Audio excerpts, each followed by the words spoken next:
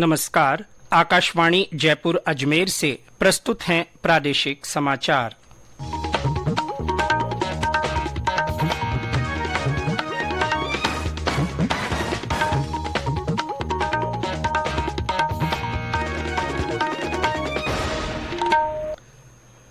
मुख्य समाचार।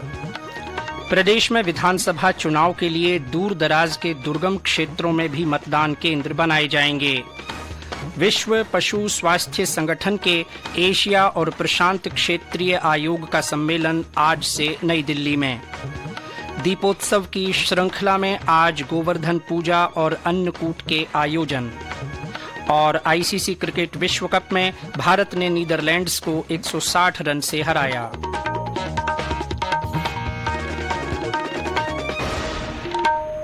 समाचारों के साथ मैं जितेंद्र सिंह पूनिया। और अब समाचार विस्तार से। प्रदेश में विधानसभा चुनाव के लिए दूर दराज के दुर्गम क्षेत्रों में भी मतदान केंद्र बनाए जाएंगे। निर्वाचन आयोग की ओर से सुचारू मतदान सुनिश्चित करने के लिए ये केंद्र बनाए जाएंगे। कोई भी मतदाता मतदान से वंचित न रह जाए, इसके लिए विशेष तैयारी की गई है। और ब्यौरा हमारे संवाददाता से।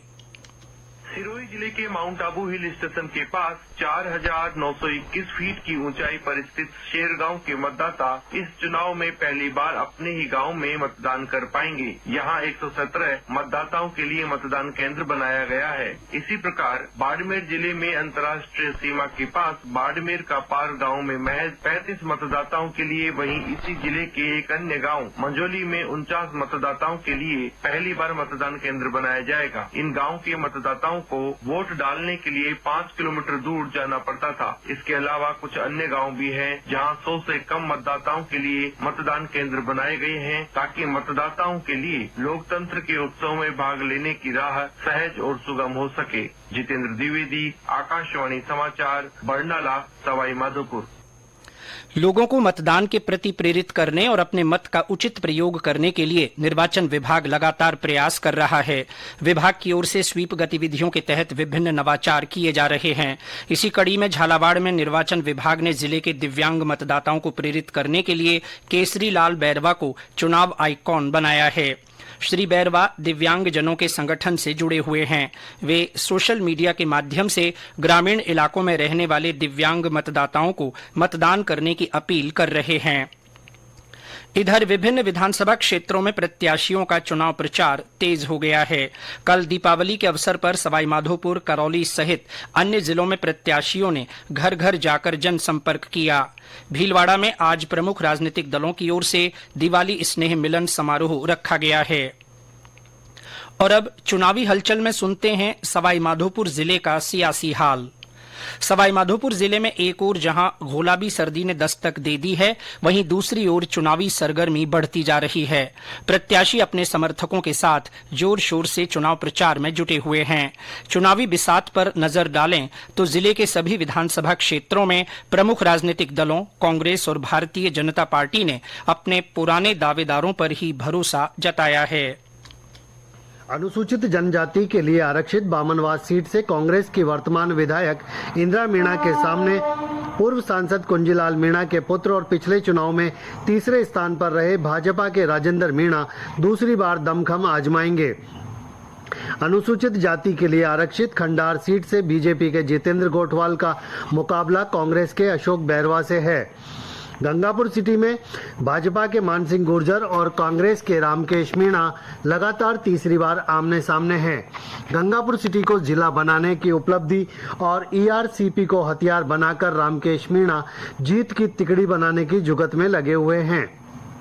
सवाईमाधोपुर से वर्तमान कांग्रेस विधायक दानिश अबरार के सामने बीजेपी ने डॉक्टर किरोड़ीलाल मीणा को उतारकर सीट जीतने के साथ साथ पूर्वी राजस्थान की अनेक सीटों को भी साधने का प्रयास किया है, मगर पिछले चुनाव में दूसरे स्थान पर रही भाजपा की उम्मीदवार आशा मीणा ने इस बार निर्दलीय ताल ठोककर मुकाबले को और रोचक बना दिया है। राष्ट्रीय और मान्यता प्राप्त दलों के अलावा निर्दलीय उम्मीदवार भी अपनी उपस्थिति दर्ज कराने के लिए दमखम लगा रहे हैं। जिले में चुनावी मुद्दों की बात करें तो अवैध बजरी खनन रोकने, बेरोजगारी दूर करने सहित बिजली, पानी, सड़क जैसे मुद्दे अहम हैं। चुनावी मुद्दों और जातिगत समीकरणों के बीच नए जोड़े गए मतदाता भी चुनावी गणित और परिणामों को प्रभावित करने का मादा रखते हैं। 25 नवंबर को मतदान में किन 4 भाग्यशाली उम्मीदवारों का राजनीतिक भविष्य तय करेंगे, यह 3 दिसंबर को ही पता चलेगा। सतीश वर्मा, आकाशवाणी समाचार, सवाई माधोपुर। विश्व पशु स्वास्थ्य संगठन के एशिया और प्रशांत क्षेत्रीय आयोग का सम्मेलन आज से नई दिल्ली में आयोजित किया जा रहा है। 4 दिन के सम्मेलन में भारत सहित 36 देशों के प्रतिनिधि, क्षेत्रीय और अंतर्राष्ट्रीय संगठनों के वरिष्ठ अधिकारी तथा निजी क्षेत्र और निजी पशु चिकित्सा संगठनों के प्रतिनिधि भाग लेंगे। कोविड महामारी से उत्पन्न चुनौतियों के कारण मानव, पशु और पर्यावरण पर जोखिमों का आकलन करने में विशेषज्ञों की महत्वपूर्ण भूमिका है। सम्मेलन में पशु चिकित्सा संबंधी विषयों पर चर्चा होगी। ये समाचार आकाशवाणी जयपुर अजमेर से प्रसारित किए जा रहे हैं। समाचार बुलेटिन में आपका फिर स्वागत है। 5 दिवसीय दीपोत्सव की श्रृंखला में आज गोवर्धन पूजा और अन्नकूट के आयोजन हो रहे हैं। मंदिरों में अन्नकूट उत्सव पर विभिन्न व्यंजनों की झांकियां सजाई जा रही हैं। हनुमानगढ़ में गोबर से गोवर्धन बनाकर घर घर में पूजा की गई।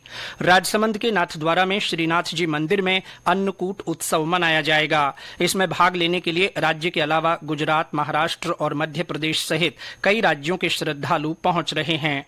अधिक जानकारी हमारे संवाददाता से।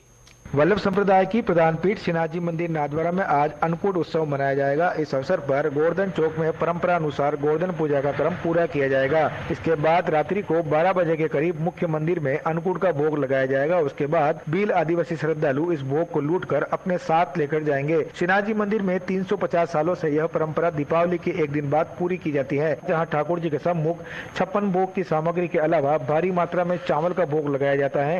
ये सामग्री इतनी ज्यादा होती है कि ठाकुर जी के सम्मुख अन्नकूट भोग का पहाड़ बन जाता है। दिनेश सोत्री, आकाशवाणी समाचार, राजसमंद। वहीं डूंगरपुर में आज मेरियू की रस्म मनाई गई। हमारे संवाददाता ने बताया कि ग्रामीण क्षेत्रों में बच्चे अल सुबह से ही अपने हाथों में मिट्टी से बने मेरियू लेकर घर घर पहुंचे।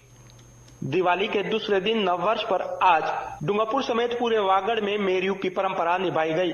मेरियू की ये परंपरा पूरे वागड़ में बरसों से निभाई जा रही है। नए दूल्हा दुल्हन पहली दिवाली पर आज मेरियू की परंपरा निभाते हैं। दूल्हा अपने दोस्तों और बच्चों के साथ घर की चौखट पर हाथों में मेरियू लेकर मेरियू की पुकार लगाता है। वहीं दुल्हन दूसरी महिलाओं के साथ मंगल गीत गाते हुए चौखट पर आकर दूल्हे और युवाओं के मेरियू में तेल डालती है। वहीं उन्हें भेंट भी दी जाती है। वहीं बच्चे आतिशबाजी करने के बाद पूरे गांव में घर घर घूमते हुए मेरियू की पुकार लगाते हैं। चिंतन जोशी, आकाशवाणी समाचार, डूंगरपुर। इससे पहले कल दीपावली धूमधाम से मनाई गई। लोगों ने घरों और व्यावसायिक प्रतिष्ठानों में लक्ष्मी और गणेश पूजन कर सुख समृद्धि की कामना की। देर रात तक आतिशबाजी होती रही। आईसीसी क्रिकेट विश्व कप में भारत ने नीदरलैंड्स को 160 रन से हरा दिया है। भारतीय क्रिकेट टीम की इस विश्व कप में यह लगातार 9वीं जीत है। कल बेंगलुरु के एम चिन्नास्वामी स्टेडियम में खेले गए इस मैच में पहले बल्लेबाजी करते हुए भारतीय टीम ने निर्धारित 50 ओवर में 410 रन का विशाल स्कोर बनाया। श्रेयस अय्यर ने 84 गेंदों में विश्व कप करियर का अपना पहला शतक लगाया और 128 रन बनाकर नाबाद रहे, जबकि केएल राहुल ने 62 गेंदों में शतक बनाया, जो एक दिवसीय विश्व कप में भारत के किसी बल्लेबाज का सबसे तेज शतक है। इसके अलावा रोहित शर्मा ने 61, जबकि विराट कोहली और शुभमन गिल ने 51 रन बनाए। जवाब में नीदरलैंड्स की टीम 47 ओवर और 5 गेंद में 250 रन पर ही सिमट गई। भारतीय गेंदबाज जसप्रीत बुमराह, मोहम्मद सिराज, कुलदीप यादव और रविंद्र जडेजा ने 2-2 विकेट लिए। विराट कोहली और रोहित शर्मा ने भी 1-1 विकेट हासिल किए। विधानसभा चुनाव के मद्देनजर और लोकतंत्र का उत्सव मनाने के लिए आकाशवाणी समाचार जयपुर की ओर से मतदाता जागरूकता के लिए संदेश श्रृंखला चलाई जा रही है। इसमें श्रोता अपना संदेश भेजकर आमजन को वोट डालने के लिए प्रोत्साहित कर सकते हैं। चुनिंदा संदेशों को हमारे समाचार बुलेटिन में स्थान दिया जा रहा है।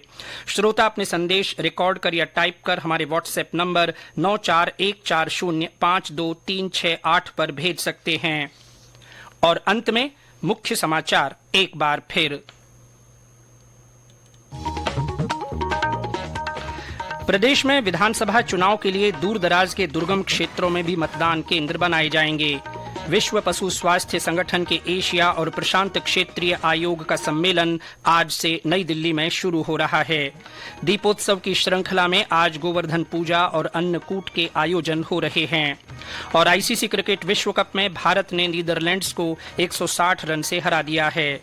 इसके साथ ही प्रादेशिक समाचार बुलेटिन समाप्त हुआ। नमस्कार।